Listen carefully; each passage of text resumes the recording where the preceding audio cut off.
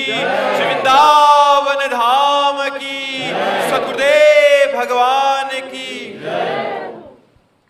उत्सव शर्मा जी भोपाल से। श्री हरिवंश महाराज जी, गुरुजी मेरी पत्नी आपसे दीक्षित है महाराज जी, वो हमेशा कहती रहती है मरना है और मेरे मन ये बहुत अच्छी बात है, हम तो इसको बुरी बात नहीं कहते, मुझे नकारात्मक लगता है। नहीं, बहुत अच्छी बात है। जिसके दिमाग में बात आ गया कि मरना है, यहाँ से तो जाना है, यहाँ रहना नहीं, देश बिराना है, यहाँ से जाना है, अच्छे कर्म कर लो, सबको प्यार दो, खूब नाम जप करो। इसको इस तरह से लिया जाता है, जैसे जो वो कह रही है वही मेरे दिमाग में हर समय रहता है, मरना है, आज नहीं तो कल मरना है, मरना तो है ना, सबको मरना है ना, तो यार अच्छे कर्म कर लें, परोपकार कर लें, दूसरों को सुख पहुंचा लें, अच्छा बटोर के जाए ना, भगवान का नाम जप है, अच्छे कर्म करके, गंदे आचरण क्यों करें? जब जाना है यहाँ से, शरीर ही छूट जाएगा, कुछ साथ नहीं जाना है, तो हम दूसरों को सुख दे, दान पुण्य कर लें, मंगल में तीर्थों की यात्रा करें, पवित्र तप करें, ऐसा सोचें। तो अब जैसे ये बात है, हमें हर समय भजन करवाने के लिए प्रेरित करती है कि यार पता नहीं कब शरीर छूट जाए, राधा राधा राधा राधा राधा राधा राधा राधा, कब शरीर छूट जाए पता नहीं, राधा राधा राधा राधा राधा। कोई हमसे प्यार करता तो डर लगता है, कहे भैया सावधान, मरने वाला शरीर है ये, इससे ज्यादा प्यार करोगे तुम्हें कल रोना पड़ेगा, हाँ हमारी बात मान लो, हमसे प्यार मत करो। तो वो ठीक कह रही है, वो गलत नहीं कह रही है, वो नकारात्मक सोच नहीं, वो कोई डिप्रेशन में पहुंचने वाली बात नहीं है, वो बहुत अच्छी बात है। नारायण स्वामी ने कहा जो दो को याद करता है वो जीत जाता है, एक तो मृत्यु को, दूसरा नारायण को।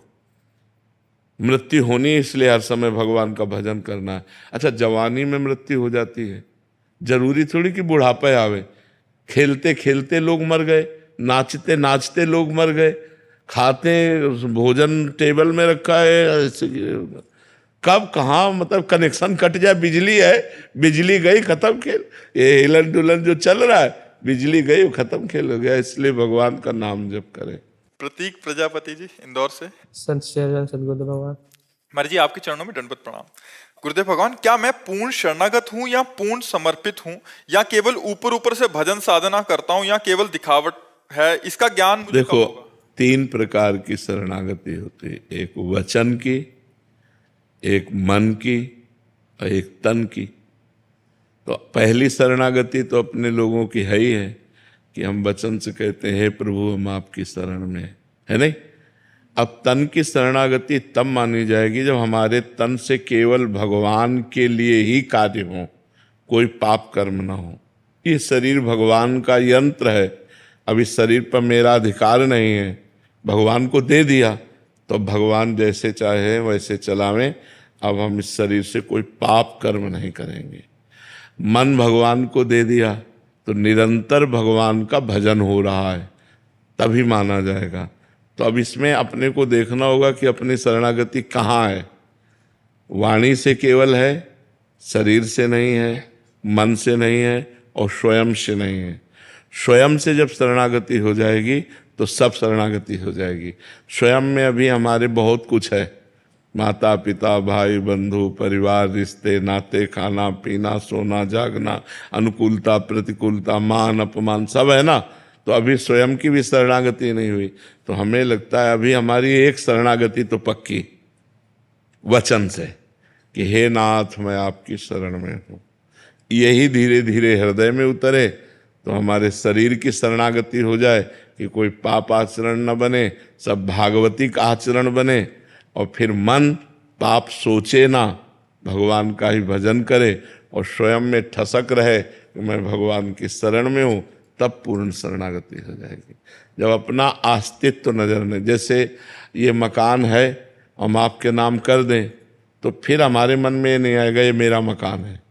ये मेरा मकान था लेकिन अब हमने आपको दे दिया, तो तन मन प्राण जीवन सब भगवान के हवाले कर दिया। तो अब ये हम नहीं रहेगा कि मेरा शरीर है मेरा मन, अब तो सब भगवान का है। और जब भगवान का हो जाता है तो वो सब भगवत स्वरूप हो जाता है। इसीलिए उसे बहुत जल्दी भगवत प्राप्ति हो जाती है जो शरणागत हो जाता है। बस शरणागति छोटी मोटी बात नहीं है, बहुत बड़ी बात है। शरणागत हो जाना भगवान की बहुत बड़ी बात है। केवल लेट के प्रणाम कर लेना शरणागति नहीं है। हाँ, मन वचन कर्म से शुद्ध भगवान की शरणागति। एक भरोसो एक बल एक आस विश्वास, एक राम घनश्याम हित चातक तुलसीदास। मन वचन कर्म से केवल मैं भगवान का हूँ और कोई पाप कर्म नहीं, निरंतर भगवान का चिंतन, तो ये शरणागति पुष्ट होती है। गुरुदेव भगवान समर्पण भाव कैसे आएगा? नाम जप करो, सत्संग सुनो, भगवान की कथाएं सुनो, तो हमारा मन भगवान की तरफ खींचे ना, तो भगवान की तरफ समर्पण होने लगेगा। समर्पण हो गया तो बचा क्या फिर? बहुत आनंद आ जाएगा फिर। शेफाली जी, राधे राधे महाराज जी। महाराज जी, अपना कर्तव्य हर किसी के प्रति निभाने के बाद भी अगर कोई खुश ना रहे तो हमें उस चीज को नहीं रहे। ये संसार का नियम है। आप किसी को प्यार करोगे, आप किसी को सुख पहुंचाओगे, वो पलट के ऐसी चेष्टा करेगा कि आपको दुख होगा, आपको रोना पड़ेगा। ये यहाँ संसार का नियम है। तो अब चूंकि अपने संत है तो अपने हैं कि जो हमें गाली दे उसका भी मंगल मनाए, लेकिन आप लोगों का हृदय इसलिए दुखी हो जाता है कि कम से कम यार हम तुम्हें इतना सुख दे रहे हैं, इतना अनुकूल हो रहे हैं, तो तुम प्यार से तो बात कर लो। लेकिन संसार ऐसा नहीं है। आप जितना सुख दोगे उसके प्रतिकूल आपके साथ व्यवहार करें। मेरी कमी है या नियति का ही ऐसा विधान? ये माया का ऐसा खेल है। इसीलिए संतों को सिखाया गया है कि सहो, सह जाओ। सह जाओगे तो दुखी नहीं होगे, नहीं तो दुख देगा संसार, पक्का दुख देगा, पक्का। कोई ऐसा नहीं, चाहे भाई हो चाहे कोई भी हो। बहुत सारे प्रश्न आते हैं। हाँ, चाहे जितना आप सुख बिछा दो, अपना सब कुछ खाली कर दो, लेकिन जब तुम्हारा नंबर आएगा उससे जरा भी लेने का, तो आपको उसका चेहरा बदला नजर आएगा, चेहरा भी बदला नजर आएगा। संसार का खेल ऐसा है कि अगर आप वर्षों सेवा करो, एक बार प्रतिकूलता उसको लग जाए, वो तुम्हें, तो हमें लगता है हम ऐसा ना देखें, हम भगवान को समर्पित करें। जो नेकी किया वो भगवान को समर्पित है। तुम बुरा करोगे, भगवान तुम्हें देख रहा है। हम अच्छा कर रहे हैं, भगवान हमें देख रहा है। हम अपनी अच्छाई न रोकें, लोगों को जो जैसा व्यवहार मनावे वैसा करें। हमारा कर्तव्य है लोगों के प्रति अच्छा व्यवहार करना, तो हम जीत जाएंगे। हमारे ऊपर भगवान प्रसन्न हो जाएंगे और हम भगवान की कृपा के पात्र बनेंगे। और जो बुरा करेगा तो उसको बुराई का फल मिलेगा। उपासना जी, कुरुक्षेत्र, श्री हरिवंश महाराज जी। महाराज जी, जब साधक का तपोबल बढ़ता है तो ये कैसे पता लगता है कि ये हमारा भजन सही चल रहा है अभी, या कहीं अभिमान तो नहीं आ रहा है? अभिमान जब आएगा तो उसका परिचय है कि दूसरों में दोष दर्शन होने लगेगा। अपने में गुण का भाव और दूसरे में दोष का दर्शन, ये अभिमान की पहचान है। अपने में गुणों को देखना, ये अभिमान का लक्षण है। अपने को मैं के आगे कुछ भी लगा लेना, वो दोष जनित हो जाता है। मैं तो वो फिर परेशान कर देगा। भगवान की कृपा से भजन हो रहा है। मेरी सामर्थ्य क्या कि मैं तप कर सकूं, भजन कर सकूं, साधना कर सकूं, ये तो हरि गुरु की कृपा है। तो सतमार्ग में हमारे पैर टिके हुए हैं, नहीं तो इतनी फिसलन माया की है कि न जाने कहाँ फिसल के हम चले जाते। ये तो गुरु की कृपा है, ये तो भगवान की कृपा है, ऐसा माना जाता है परमार्थ पथ पे। तब अहंकार प्रकट नहीं होता, अहंकार दब जाता है। हमारी भजन की स्थिति अच्छी है, इसकी पहचान हमारे अंदर विकारों का स्फुरण होना ही बंद हो जाए। जो काम है, जो क्रोध है, जो लोभ है, मोह है, इनका मूल कारण है विषय शरीरों का चिंतन। शरीरों का चिंतन, विषय चिंतन, इसका मूल कारण है दोषों का। ध्यायते विषयान पुंसान संगास्ते सूप जायते, संगात संजायते कामा, कामात क्रोधो भी जायते, क्रोधात भवति सम्मोहा, सम्मोहात स्मृति विभ्रमा, स्मृति भ्रंशात बुद्धिनाशो, बुद्धिनाशात प्रणश्यति। मूल कारण विषयों का ध्यान, विषयों का चिंतन, वही आसक्ति पैदा करता है काम की, वही कामना प्रकट करता है। कामना में बाधा लगने पर क्रोध आ जाता है, क्रोध आ जाने पर स्मृति भ्रम में पड़ जाती, मूढ़ता आ जाती, मूढ़ता आ जाने पर बुद्धि का नाश हो जाता है। बुद्धि का नाश ही सर्वनाश कहा गया है। जिसकी बुद्धि भ्रष्ट है उसका सर्वनाश निश्चित है। इसलिए हमें चाहिए कि हम शास्त्रों का स्वाध्याय करके, संतों की वाणी के द्वारा अपने मन को भगवान के चिंतन में लगावें। और जब हमारा मन निर्विकार होने लगे तो समझना चाहिए हमारा भजन ठीक चल रहा है। जब हमें कोई गाली दे और हम उसका मंगल मनावें तब समझना चाहिए अब भजन का रंग आ रहा है। और जब सब में भगवान दिखने लगे तो समझ जाना चाहिए कि अब भजन परिपक्व हो गया है। सिय राम में सब जग जानी, करो प्रणाम जोरी जुग पानी। तो समझे कि अब हमारा भजन परिपक्व होने जा रहा है, क्योंकि सर्वत्र स्त्री पुरुष ना देखकर, जड़ चैतन्य ना देखकर, पापी पुण्यात्मा ना देखकर एकमात्र भगवान की जो सत्ता देखता है, वासुदेवास्वरम इति समहात्मा सुदुर्लभा, वो महात्मा बड़ा दुर्लभ है जो सर्वत्र भगवान का दर्शन करता है। पीयूष कुमार सिंह जी। महाराज जी राधे राधे। महाराज जी मेरा पुत्र भगवान एवं पूजनीय महानुभावों के आशीर्वाद तथा डॉक्टर के प्रयासों से ब्लड कैंसर की बीमारी तथा काल के मुख से बाहर निकल आया है, लेकिन मेरे अंदर का भय नहीं जा रहा कहीं पुण्य ना हो जाए। और जो माता पिता का भी ध्यान तभी रिसेंट हुआ तो कह रहे हैं कि जो सामाजिक रिश्तों का बिछोह है उसका दर्द और व्याकुलता से इससे कैसे बाहर आया जाए। पहली बात तो हमें समझना होगा कि हम जिस लोक में रह रहे हैं इसका नाम क्या है? मृत्यु लोक। यहां सब मरेंगे, कोई भी हो, सबका प्रश्न एक ही है। सबके प्रियजन मरते हैं, प्रियजनों का वियोग होता है, चाहे वो कोई रिश्तेदार हो, चाहे वो सगा संबंधी हो, चाहे खुद का शरीर हो, इससे भी वियोग होगा। अगर वियोग का समय आ गया है तो किसी भी डॉक्टर की ताकत नहीं कि बचा सके। उसी तिथि को मरेगा, उसी मिनट में मरेगा, उसी सेकंड में मरेगा जो पहले से निश्चित है। हमें चिंता नहीं करनी। आपके प्रयास से या डॉक्टर के प्रयास से मृत्यु की तिथि और मृत्यु के समय को टाला नहीं जा सकता। कोई कितना भी सिद्ध डॉक्टर हो मृत्यु के समय को नहीं टाल सकता। जो विधना ने लिख दिया छठी राव के अंक, राई घटे न तिल बढ़े, रहुरे जीव निशंक। चिंता क्यों करते हो? जब जाना है तभी जाना है, और जब तक जाना नहीं है तो कोई भी हमें मार नहीं सकता, और जब जाना है तो हमें कोई रोक नहीं सकता। ये पक्का विधान समझ लो तो निर्भय हो जाओगे। अधिक प्रियता के कारण लगता है कि इस समय तो बच गया, कहीं पुनः कैंसर ना प्रकट हो जाए, कहीं पुनः ऐसा, वो हमारा अधिक प्रेम होता है। हम यहाँ सबसे प्रेम करते हैं, जिसको सांसारिक भाषा में राग कहते हैं, मोह कहते हैं, हम उसे भागवतिक शब्द में प्रेम कहते हैं। शरीरों का अधिक लगाव हो जाने के कारण हम मृत्यु से भयभीत हो जाते, चाहे अपने शरीर चाहे अपने प्रियजनों के। अधिक प्रीति मन भा संदेहा, तो लगता कहीं ऐसा ना हो जाए, कहीं ऐसा ना हो जाए। तो हमें लगता है निश्चिंत रहना चाहिए। जिस दिन जाना उस दिन आप रोक नहीं सकते, और जिस दिन नहीं जाना जब, तो आप मिटा नहीं सकते। कितना प्रहलाद जी के मारने का उनके पिता हिरण्यकश्यप ने ही कितना प्रयास किया, बाल बांका नहीं हुआ। तो हमें लगता है पुत्र को भी नाम जपवाओ और आप भी नाम जप करो और निश्चिंत होकर के रहो। बिल्कुल डरो मत, जब जहाँ जो होना है वो हो के रहेगा। सुनो भरत भावी प्रबल, बिलख कहो मुनिनाथ, हानि लाभ जीवन मरण जस अपजस विधि हाथ। वो हमारे तुम्हारे हाथ में नहीं, किसी के हाथ में नहीं, विधि हाथ। हानि लाभ जीवन मरण जस अपजस विधि हाथ। निश्चिंत रहो, नाम जप करो, और ये ध्यान रखो कि इस लोक का नाम है मृत्यु लोक, यहाँ हम सब मरेंगे। हमारी सबकी एक तिथि है, तारीख है, समय है, दिन है, हमें पता नहीं, पर हमें जाना पड़ेगा यहाँ से। जाने के लिए जो तैयार है वही बुद्धिमान है, जो यहाँ तैयारी नहीं कर पा रहे वही पछता कर जाएंगे।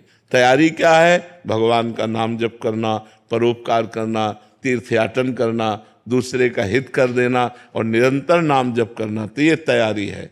यहाँ से जाना, यहाँ कुछ अपना नहीं, न कुछ हमारे साथ जाएगा, न कोई हमारे साथ जाएगा। दुनिया में लाखों का मेला जुड़ा, हंसा जब जब उड़ा तो अकेला उड़ा।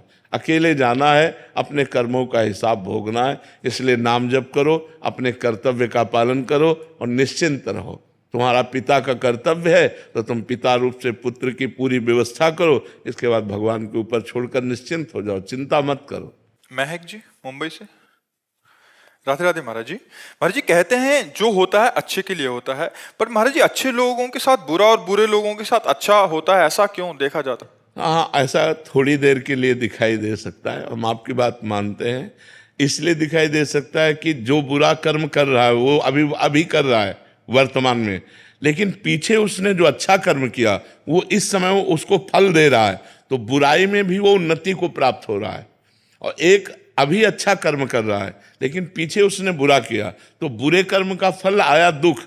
वो अच्छा करते हुए भी दुख भोग रहा है और वो बुरा करते हुए भी सुख भोग रहा है। इसके पीछे उसका प्रारब्ध कर्म है, न कि वर्तमान। वर्तमान का कर्म तो अच्छा है और अच्छे का फल अच्छा होता है, बुरे का फल बुरा होता है। तो ये वर्तमान का किया हुआ कर्म आगे उसको दंड देगा या आगे उसको सुख देगा। अच्छे कर्म का फल सुख होता है, लेकिन जो हमारा बीता हुआ काल है, भूतकाल है, उसमें जो हमने पाप किए हैं, तो आज हम अच्छे कर्म कर रहे हैं, हमें दुख भोगना पड़ रहा है।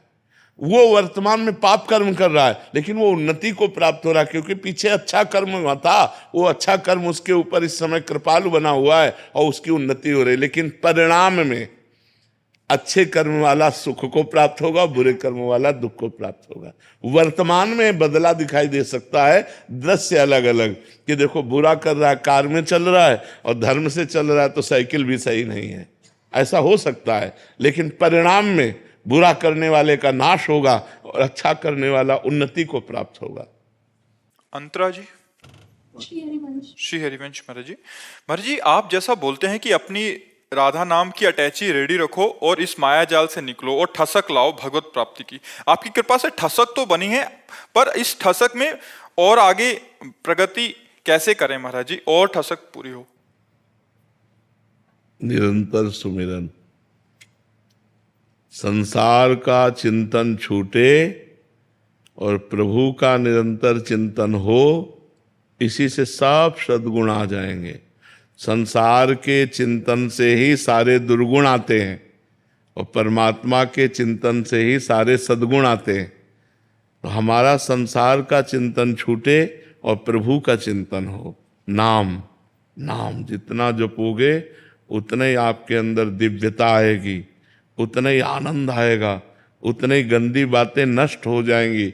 दुर्वासना मम सदा परिकर्षयन्ति, जो हमारे अंदर दुर्वासना खींचती है, शरीर आकर्षण, भोगाकर्षण, रूपेक आकर्षण, मान सम्मान, ये चकाचौंध संसार की, ये मायाकृत है, ये सत्य नहीं है, अंत में तुम्हारे साथ जाने वाली नहीं है।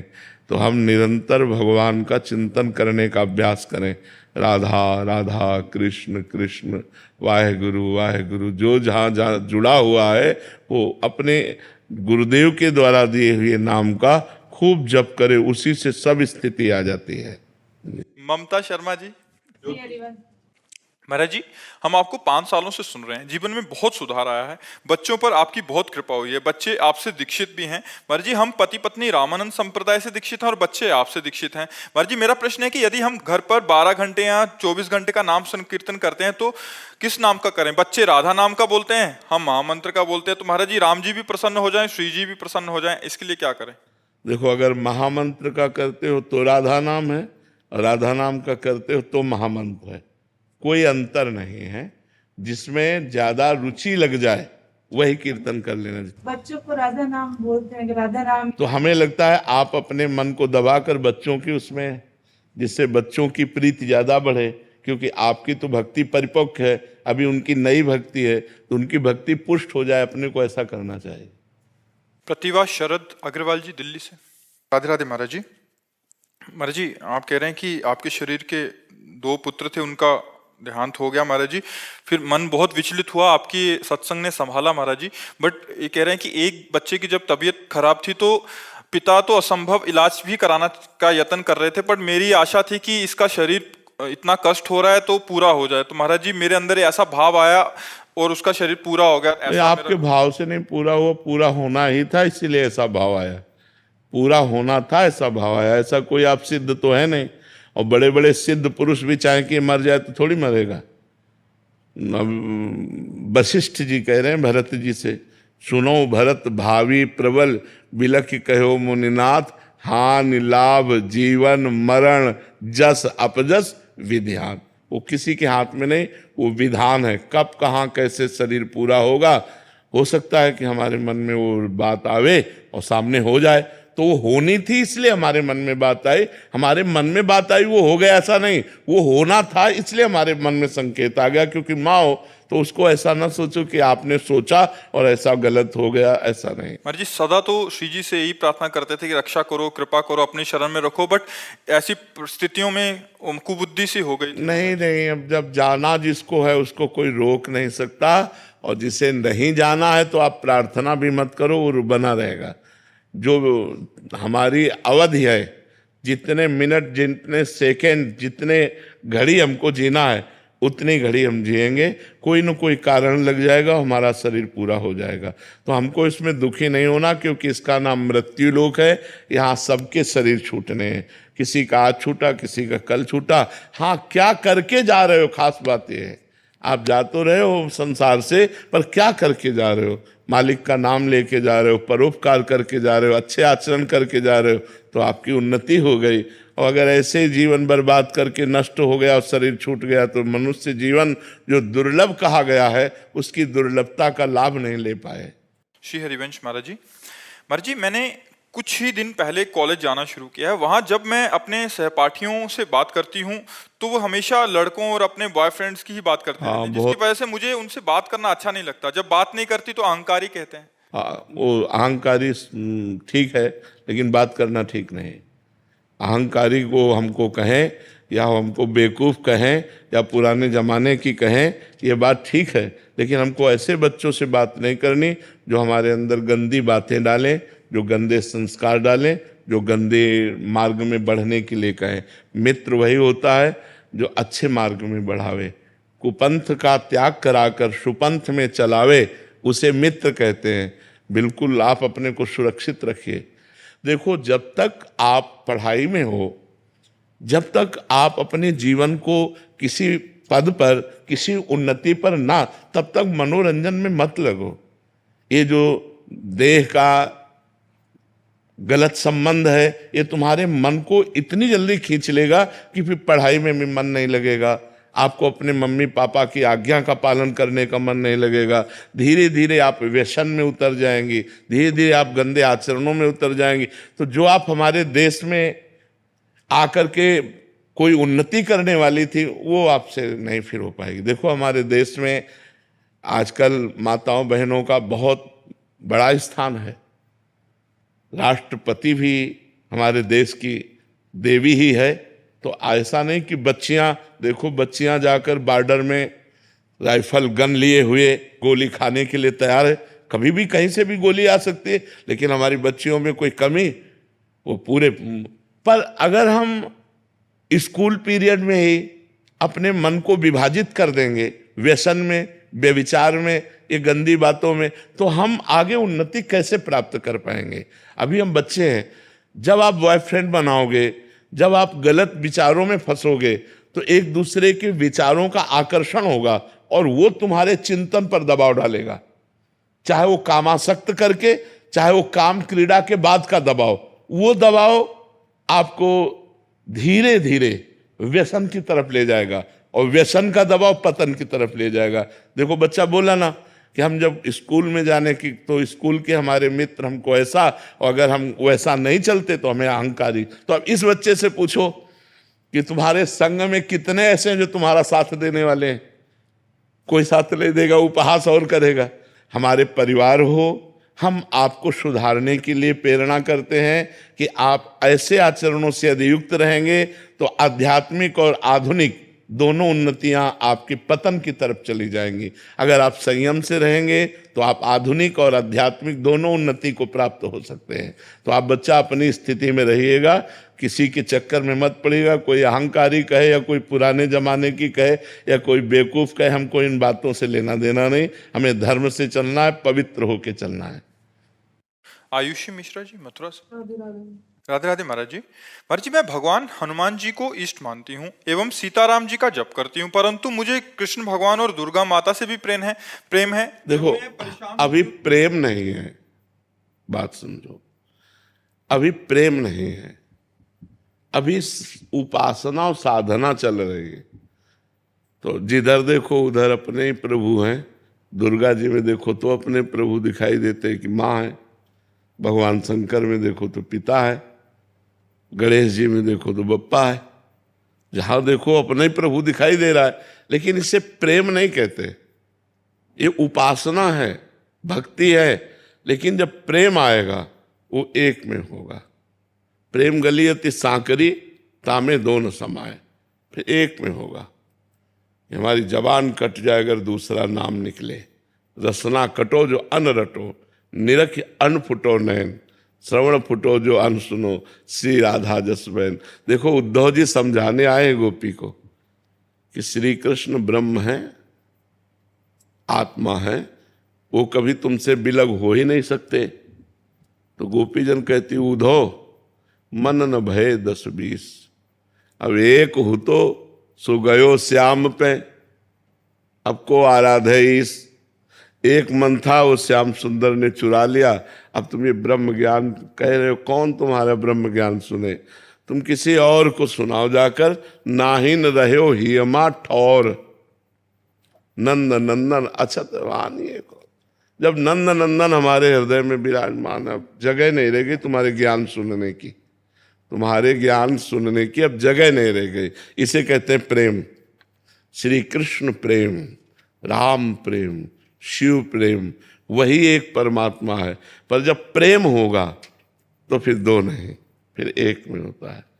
जैसे भगवती अम्बा पार्वती जी भगवान शिव के लिए तपस्या कर रही, तो सप्त ऋषिजन आते हैं, पूछते हैं कि देवी आप किस लिए इतनी कठोर तपस्या कर रहे हैं? सूखा बिल्व पत्र खा के, सूखा बिल्व पत्र एक ऐसे पाके तपस्या करते थे।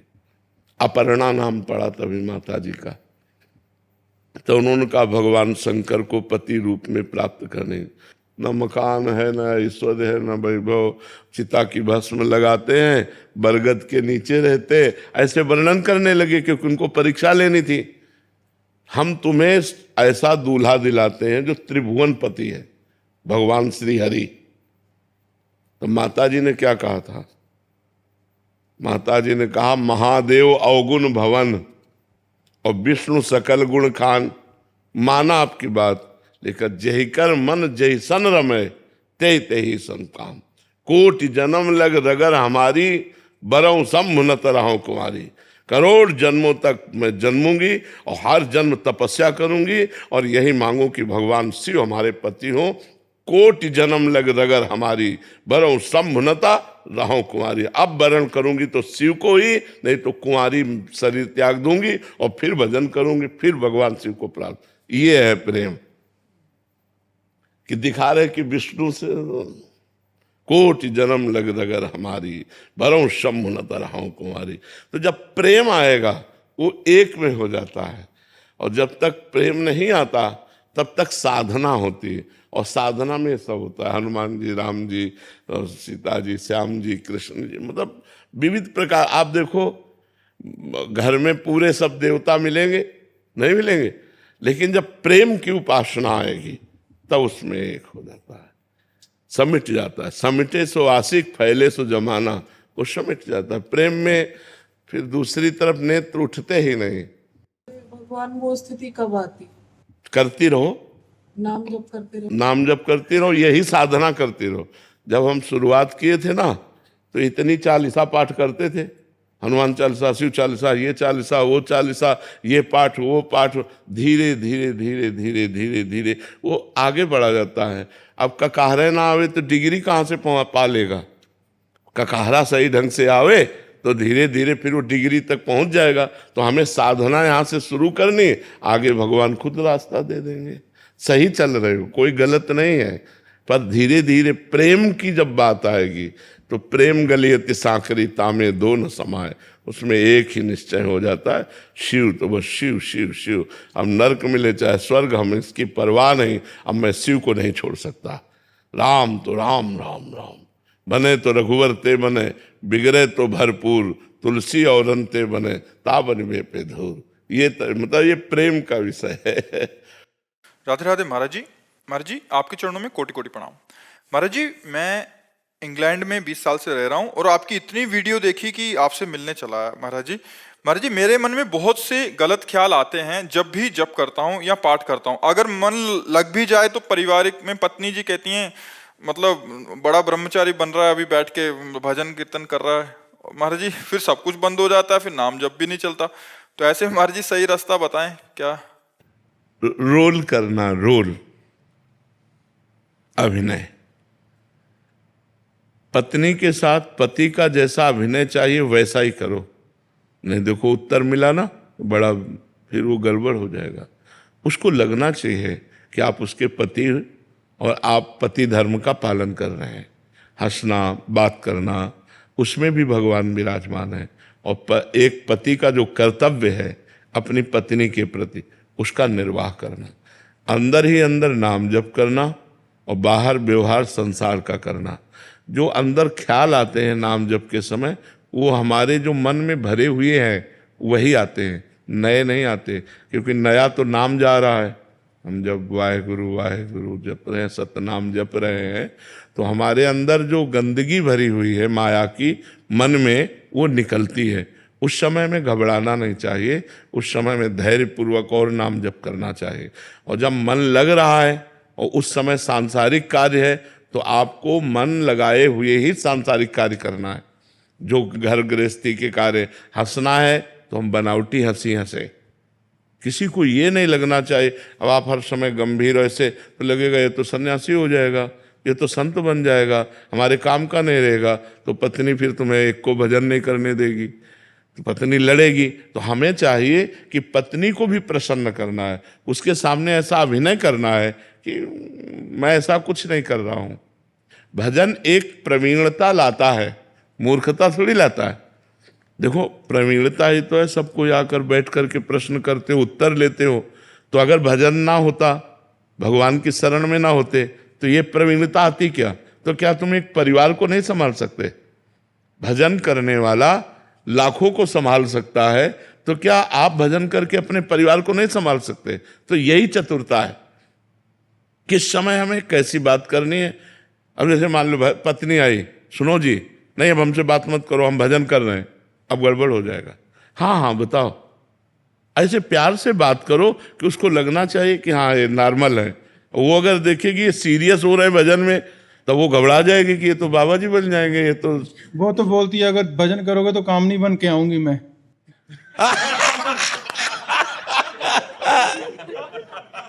ये, और अगर तुम ठीक अभिनय करोगे तो अर्धांगिनी बन के रहेगी। ठीक कहा उसने, ठीक है। शार्दुल पटेल जी अहमदाबाद से। राधे राधे महाराज जी, आपके चरणों में कोटि नमन। महाराज जी, मैं एक व्यापारी हूं और मेरा काम करना और व्यापार बढ़ाना अच्छा लगता है मुझे। उसमें कभी आगे से पैसा अटकता है तो हमारे व्यवहार भी ऊपर नीचे होता रहता है, तो क्या इसका हमें पाप लगता है या नहीं? व्यापार बढ़ाने में ऐसा लगता है कि ज्यादा लोगों को काम मिल रहा है, पर इस चक्कर में हमारा जो भजन मार्ग है वो छूटता है महाराज जी। तो क्या इसको बढ़ाने का अंदर उत्साह रखना चाहिए या रुक जाना चाहिए? नहीं, करना चाहिए, व्यापार करना चाहिए। जो हमारे समाज के लिए, परिवार के लिए, हमारे खुद के जीवन के लिए आवश्यक है। वस्त्र, भोजन, अर्थ, विविध प्रकार की कार्य प्रणालियाँ, ये सब व्यापार, नौकरी, किसानी, जो जिसके भगवान ने आधार दिया है उसी के आधार से अर्थ आता है, अर्थ से व्यवस्था होती है। तो हमें कार्य करना है, लेकिन अधर्म युक्त नहीं, धर्मयुक्त। व्यापार करना है, उचित मुनाफा लेना है, क्योंकि उस मुनाफे के बिना व्यापार का महत्व क्या रहा। उचित मुनाफा लेना है, सही वस्तु देना है, सही तौल में देना है, बेईमानी नहीं करना है। खूब बढ़ाओ व्यापार, कोई परेशानी नहीं। अगर हम अधिक धन के लोभ में बेईमानी करने लगे, तौल में घाटा, वस्तु में अधिक मुनाफा लेकर, वो भी ठीक नहीं है। उचित मुनाफा, सही तौल, तो हमें लगता है व्यापार बढ़े, कोई परेशानी नहीं इसमें। भगवान नाम जितना आप जप पाए जपिए, नहीं उस व्यापार को भी भगवान की पूजा मानकर व्यापार रूपी कर्म को भगवान को समर्पित कर दीजिए।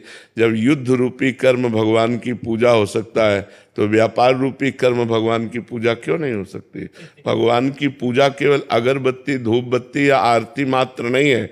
चराचर जगत में जो भी कर्म कर रहे हो वो सब भगवान की पूजा मान करके करो। जो जहाँ है, यदि आताताई है और समाज को दुख देने वाला है और आप सुरक्षा में खड़े हैं, आवश्यकता पड़ने पर आप गोली चला रहे, तो वही पूजा हो रही जो आरती हो रही, जो धूप बत्ती हो रही, अगरबत्ती हो रही, वही गोली चलाना हो रहा है। अर्जुन जी कह रहे हैं मैं युद्ध नहीं करूंगा, संन्यास लेके भजन करूंगा, और भगवान ने कहा मां मुनिस्मर युद्ध च, मेरा स्मरण करते हुए युद्ध करो, अत्यंत आवश्यक है, युद्ध रूपी पूजा से मैं प्रसन्न होऊंगा।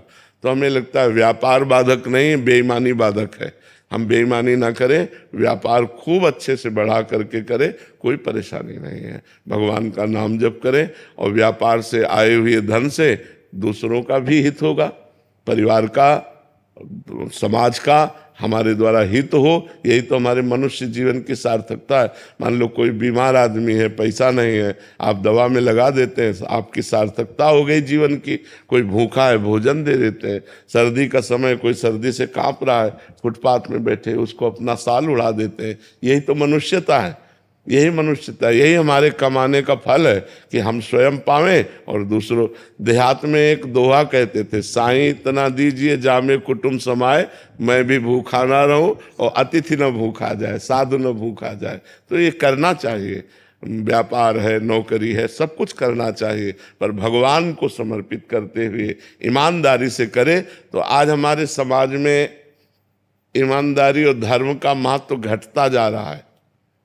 कोई भी काम है तो घूस चाहिए, बेईमानी से चाहे हो, चाहे छल कपट, ये सब ठीक नहीं।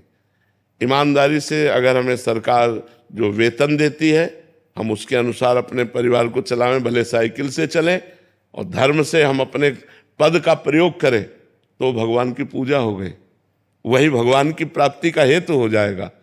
और अगर हम अधर्म से चलेंगे तो आज नहीं तो कल हमें पतन का रास्ता देखना पड़ेगा, पक्का देखना पड़ेगा। इसलिए कहीं भी किसी को भी अधर्म का पक्ष नहीं लेना चाहिए, धर्म का पक्ष लेना चाहिए। भीष्म और द्रोण जैसे महात्माओं ने जब अधर्म का पक्ष लिया तो भगवान ने उनको भी परास्त करवा दिया, नहीं करा दिया। अधर्म दुर्योधन का पक्ष लिया तो ऐसे महात्मा जो परम पवित्र, जिनका स्मरण करना मात्र पवित्र कर देता है, भीष्म जी, उनको 6 महीना बाणों की सैया पर सोना पड़ा। द्रोणाचार्य जी का गला उतरा दिया धृष्टद्युम्न से कह करके। तो हमें लगता है हम धर्म का पक्ष ले, नमक रोटी खाएं, धीरे धीरे वो बढ़ता जाए संपत्ति, वो अच्छी बात है। एकदम शॉर्टकट से बड़े आदमी बनने की कोशिश न करे, नहीं तो माया फिर गिरा देती है।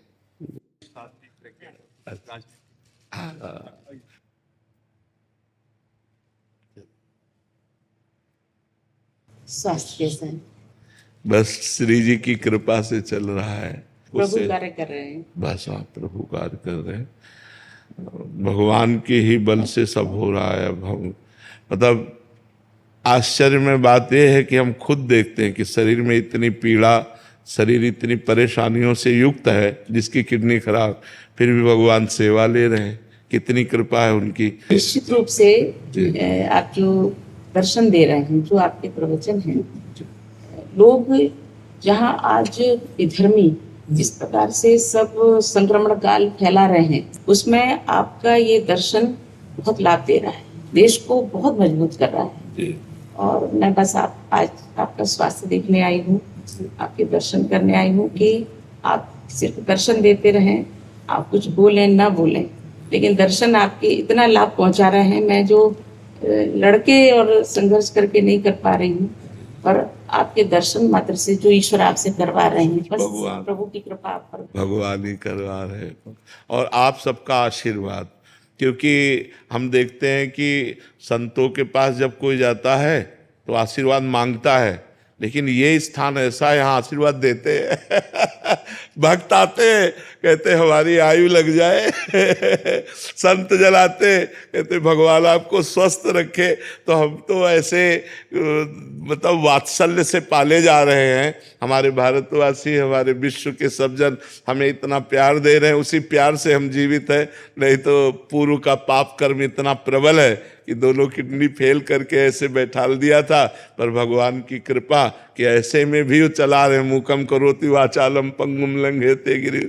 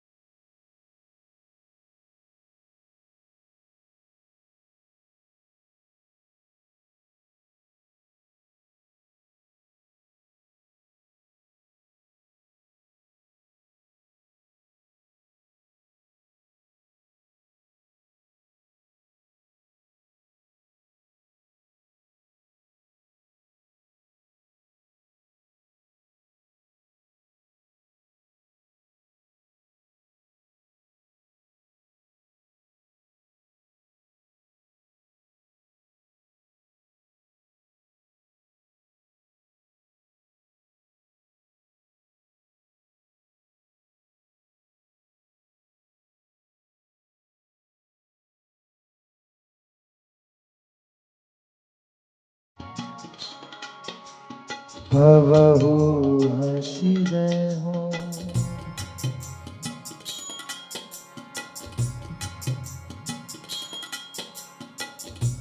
तुम मोही मिलो मिलो ना कृपा निधि, मोको ढूंढत तो भटके हो।